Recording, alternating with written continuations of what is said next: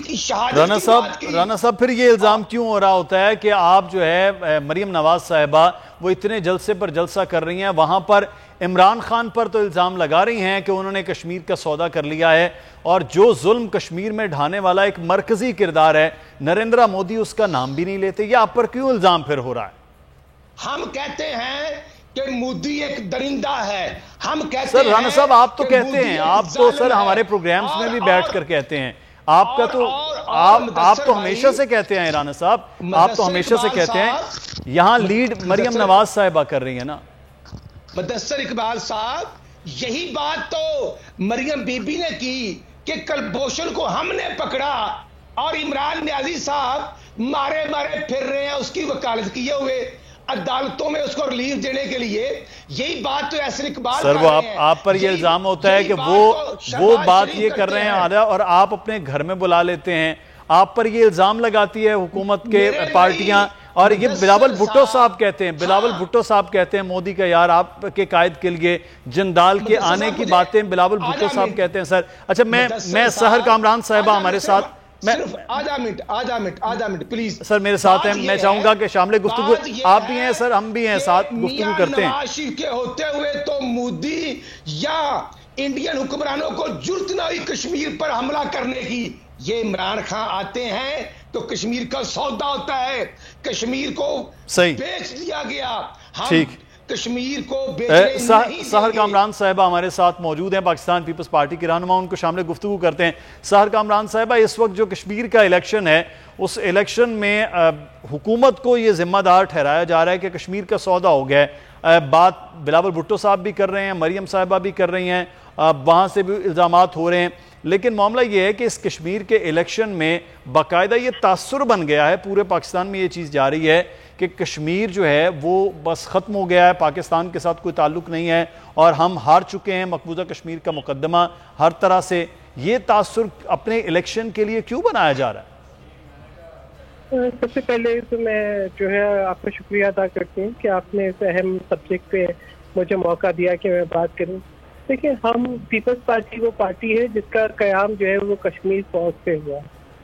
ہم جو ہے نہ صرف کشمیری ہم جو عوام ہیں، ہمارے کشمیری بہن بھائی ہیں، ان کے حق خود ارادیت پر مکمل یقین رکھتے ہیں، بلکہ ہمارا یہ بلیف ہے کہ کشمیر پاکستان کی شہرک ہے. میں آپ کو شہید ذوالفقار علی بھٹو کا وہ تاریخی جو ہے وہ خطاب یاد کراتی چلوں کہ اگر 100 سال کی جنگ بھی لڑنا پڑی تو ہم جنگ لڑیں گے. تو بات یہ ہے کہ جو ہماری شہرک، اس سے ہم کیسے کہہ سکتے ہیں کہ وہ شہرک ہماری ختم ہو گئی. ہاں، ہمارا کنسرن ہے اس حکومت کے رویے پہ، اس حکومت کی ہینڈلنگ آف کشمیر افیئرز پہ. اس کی وجہ یہ ہے کہ ہمیں لفظ بازی تو نظر آتی ہے، جیسے آپ کو جو ہے وہ 1 کروڑ نوکریاں اور 50 لاکھ گھر نظر آتے ہیں. ایسے ہی مجھے آپ کو یاد کرانا ہوگا کہ عمران خان احمد نیازی صاحب جب گئے تھے امریکہ کے دورے پر، اور وہ اس میڈیشن پہ جو ہے تذکرہ تھا کہ جی وہ امریکہ میڈیشن کر رہا ہے، اور وہ کہہ رہے تھے کہ وہ ورلڈ کپ جیت کر آئے ہیں، اور یہ انہی کا بیان تھا کہ جی مودی جو ہے وہ الیکشن جیتے. تو یہ دیکھیں، یہ تمام باتیں ہیں ایسی جس کو ہم نظر انداز نہیں کر سکتے. ان تمام باتوں کے بعد مودی کے الیکشن جیتنے کے بعد، عمران خان کے امریکہ کے دورے کے بعد، اس سو کالڈ میڈیشن کے بعد، بھارت نے کشمیر پہ آرٹیکل 370 کو ریووک کر کے اس کی جو جو ہے خود مختاری تھی اس کے اوپر حملہ کیا. ٹھیک ہے، اس کے اسٹیٹس کو چینج کیا. وہاں پر جو ہے اس نے جو ہے وہ بھارتیوں کو موقع دیا کہ وہ جائیدادیں خرید سکیں.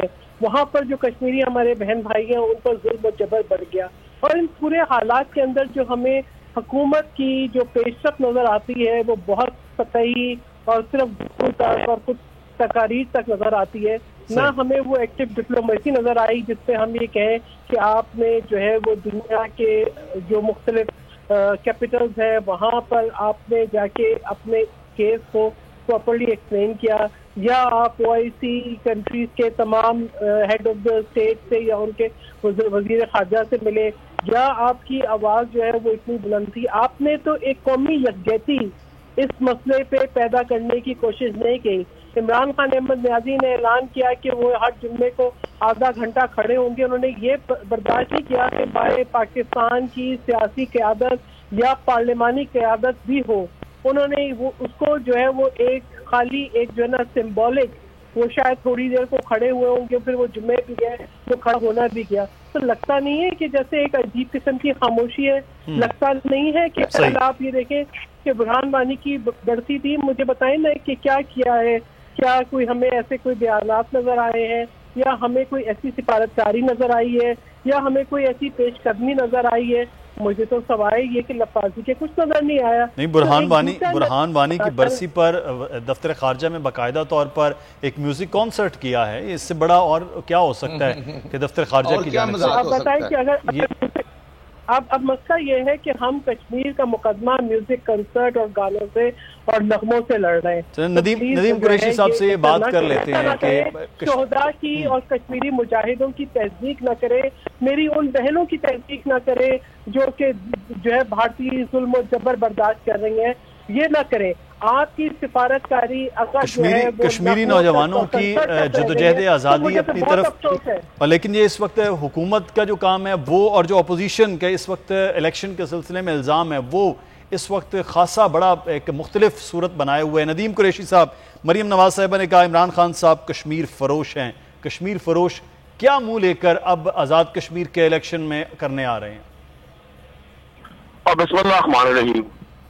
دیکھیں، مریم نواز صاحبہ کا پرابلم یہ ہے کہ وہ ایک ایسے سیاسی خاندان سے ہیں کہ جنہوں نے ہمیشہ خرید و فروخت کے ذریعے پہلے اپنے بزنس کو اسٹرینتھن کیا، پھر پالیٹکس میں آئے، وہاں بھی خرید و فروخت کی چھانگا مانگا سے شروع ہوئے آج تک، اور پھر سیاست کو باقاعدہ ایک کاروبار کا رنگ دیا.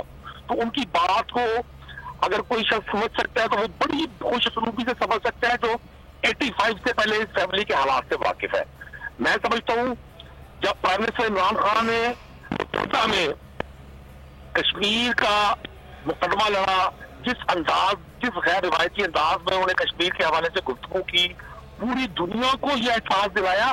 اور یہ کوئی غیر اہم بات نہیں ہے لوگوں کو یہ کہنا کہ جو لوگ یہ سمجھتے ہیں کہ انڈیا دنیا کی سب سے ایک بڑی اکانومی ہے اور ہم اس کے ساتھ تعلقات خراب نہیں کرنا چاہتے.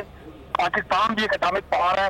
یہ کوئی عام سٹیٹمنٹ نہیں ہے. پرائم منسٹر آف پاکستان نے یو این او کے پلیٹ فارم پہ کہا، اور پھر آپ نے دیکھا کہ کس طرح سے پاکستان کے ساتھ کشمیر ایشو پر ماضی میں کوئی اسلامی ملک کھڑا نہیں ہوتا تھا. ملائیشیا، ترکی، دیگر اسلامی ممالک سب لوگ پاکستان کے ساتھ کھڑے ہوئے، کشمیری بہن بھائیوں کی حمایت میں کھڑے ہوئے، اس قانون سازی کے خلاف کھڑے ہوئے جو مودی نے کی، وہاں کی اکثریت کو اکثریت میں تبدیل کرنے کی سازش. اصل میں ہمارے پرابلم یہ ہے، ہم سب لوگ جو قومی سلامتی کے ایشوز ہیں، ہم ان پر بھی اپنی چیپ پالیٹکس کر کے دنیا کو یہ پیغام دے رہے ہوتے ہیں کہ جو ہمارے نیشنل انٹرسٹ ہیں ہم اس پر بھی اکٹھے نہیں ہیں. ہم ان مجاہدین کے خون کے ساتھ ان کے خون کو ضائع کرنے میں رول پلے کر رہے ہوتے ہیں.